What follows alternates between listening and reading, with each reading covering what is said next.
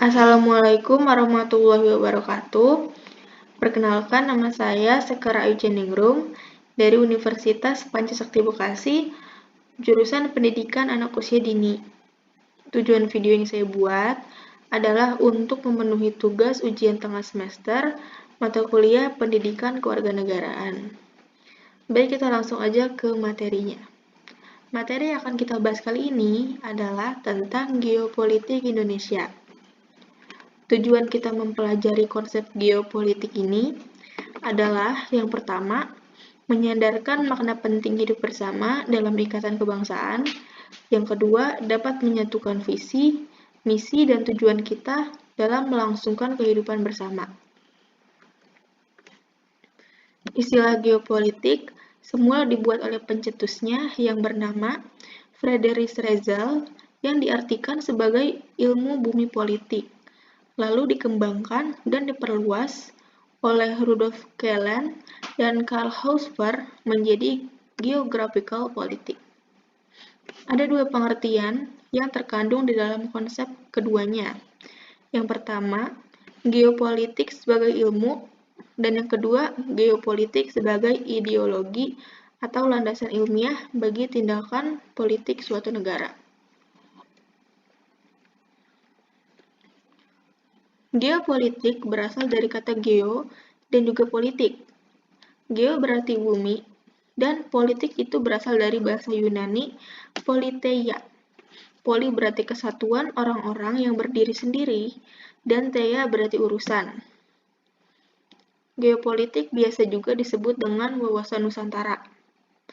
Menurut KBBI, geopolitik adalah ilmu tentang faktor geografi terhadap ketatanegaraan, atau dengan kata lain, KBBI juga mengartikan geopolitik sebagai kebijakan negara atau bangsa sesuai dengan posisi geografisnya.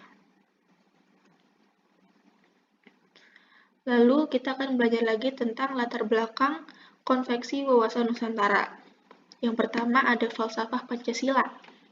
Pancasila merupakan dasar dalam terjadinya wawasan Nusantara dari nilai yang terkandung. Nilai-nilai tersebut antara lain sebagai berikut. Yang pertama ada penerapan hak asasi manusia, misalnya pemberian kesempatan dalam menjalankan ibadah sesuai dengan agama yang dianut. Lalu yang kedua, mengutamakan pada kepentingan masyarakat daripada kepentingan individu dan golongan. Yang ketiga, pengambilan keputusan berdasarkan musyawarah mufakat. Yang kedua ada aspek historis. Bangsa Indonesia menginginkan menjadi bangsa yang bersatu karena dua hal. Yang pertama, kita pernah mengalami kehidupan sebagai bangsa yang terjajah dan terpecah belah. Lalu yang kedua, adanya politik divide et impera. Lalu yang ketiga di sini ada aspek geografis dan sosial budaya. Dari segi geografis dan sosial budaya, Indonesia merupakan bangsa dengan wilayah dan posisi yang unik serta bangsa yang heterogen. Keunikan wilayah dan heterogenitas itu adalah sebagai berikut. Yang pertama, Indonesia bercirikan negara kepulauan atau maritim. Yang kedua, terletak antara dua benua dan dua samudra. Yang ketiga, terletak pada garis khatulistiwa. Lalu yang keempat, di sini ada aspek geopolitis dan kepentingan sosial. Prinsip geopolitik menyatakan bahwa bangsa Indonesia memandang wilayahnya sebagai ruang hidupnya. Namun, bangsa Indonesia tidak ada semangat untuk memperluas wilayah sebagai ruang hidup. Salah satu kepentingan nasional Indonesia adalah bagaimana menjadikan bangsa dan wilayah negara Indonesia senantiasa satu dan utuh. Lanjut, kita akan membahas tentang hakikat wawasan Nusantara. Hakikat wawasan Nusantara adalah keutuhan dan kesatuan wilayah nasional.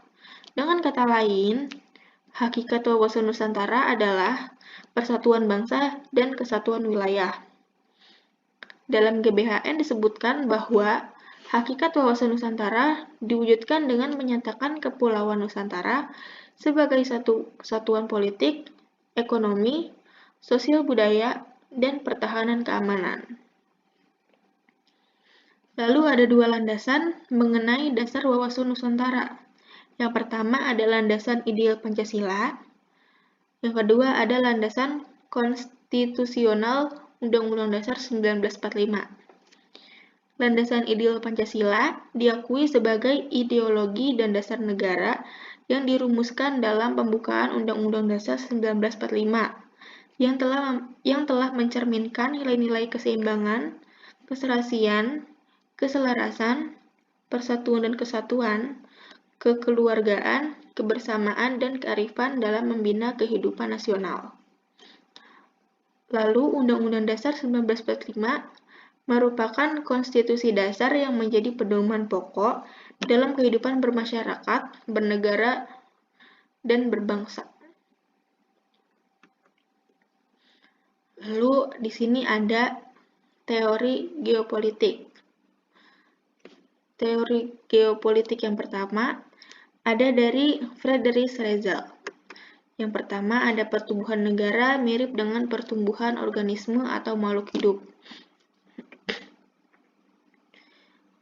Jadi dia tuh memerlukan ruang hidup yang cukup agar dapat tumbuh dengan subur melalui proses lahir, tumbuh, berkembang, mempertahankan hidup, menyusut, dan mati.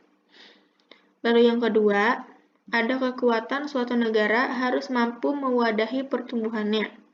Semakin luas ruang dan potensi geografi yang ditempati, dalam arti kekuatan makin besar kemungkinan kelompok politik itu akan tumbuh. Lalu yang ketiga ada suatu bangsa dalam mempertahankan kelangsungan hidupnya tidak terlepas dari hukum alam. Hanya bangsa yang unggul aja yang bertahan hidup dan terus berlangsung. Lalu di sini yang kedua ada teori geopolitik dari Karl Haushofer. Yang pertama, suatu bangsa dalam mempertahankan kelangsungan hidupnya tidak terlepas dari hukum alam. Yang kedua, kekuatan imperium daratan dapat mengejar kekuasaan imperium maritim untuk menguasai pengawasan di laut. Yang ketiga, beberapa negara besar di dunia akan timbul menguasai Eropa, Afrika, Asia Barat, serta Jepang di Asia Timur Raya. Lalu yang selanjutnya, geopolitik adalah doktrin negara yang menitikberatkan perhatian kepada soal strategi perbatasan. Terdapat 3 unsur dasar wawasan Nusantara. Yang pertama ada wadah, kedua isi, dan yang ketiga tata laku. Kita akan membahas satu-satu. Yang pertama di sini ada wadah. Setelah bernegara dalam Negara Kesatuan Republik Indonesia, bangsa Indonesia memiliki organisasi kenegaraan yang merupakan wadah dalam wujud suprastruktur politik. Sementara itu, wadah kegiatan bermasyarakat adalah berbagai lembaga dalam wujud infrastruktur politik dan suprastruktur politik. Lalu yang kedua ada isi. Isi adalah aspirasi bangsa yang berkembang di masyarakat dan cita-cita serta tujuan nasional yang terdapat di dalam pembukaan Undang-Undang Dasar 1945. Lalu yang ketiga ada tata laku. Tata laku merupakan interaksi antara wadah dan isi yang terdiri dari tata laku batiniah dan tata laku lahiriah. Dasar hukum wawasan Nusantara diterima sebagai konsepsi politik kewarganegaraan yang tercantum di dalam dasar-dasar hukum. Antara lain, yang pertama ada TAP MPR nomor 4 pada tanggal 22 Maret 1979. Lalu yang kedua, ada TAP MPR nomor 4 tanggal 22 Maret 1978 tentang GBHN. Lalu yang ketiga, ada TAP MPR nomor 2 tanggal 12 Maret 1983. Lalu kita akan membahas lagi tentang kedudukan wawasan Nusantara. Yang pertama ada Pancasila sebagai falsafah, ideologi bangsa, dan dasar negara berkedudukan sebagai landasan ideal.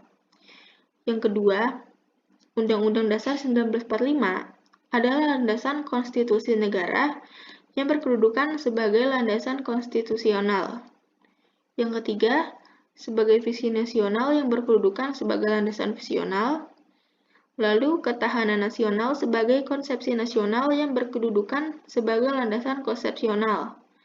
Lalu, GBHN atau garis-garis besar haluan negara sebagai politik dan strategi nasional atau sebagai kebijakan dasar nasional yang berkedudukan sebagai landasan operasional.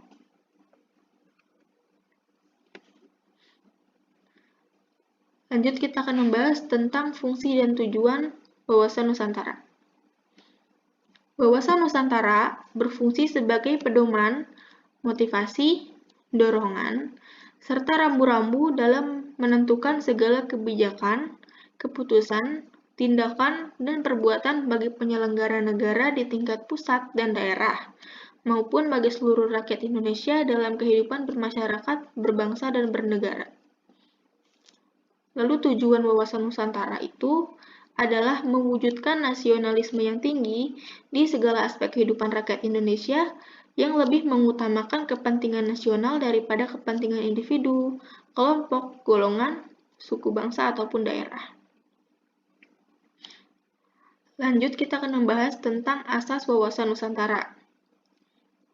Asas Wawasan Nusantara terdiri atas kepentingan bersama, tujuan yang sama, keadilan, kejujuran, solidaritas, kerjasama, dan kesetiaan terhadap ikrar atau kesepakatan bersama demi terpeliharanya persatuan dan kesatuan dalam kebinekaan.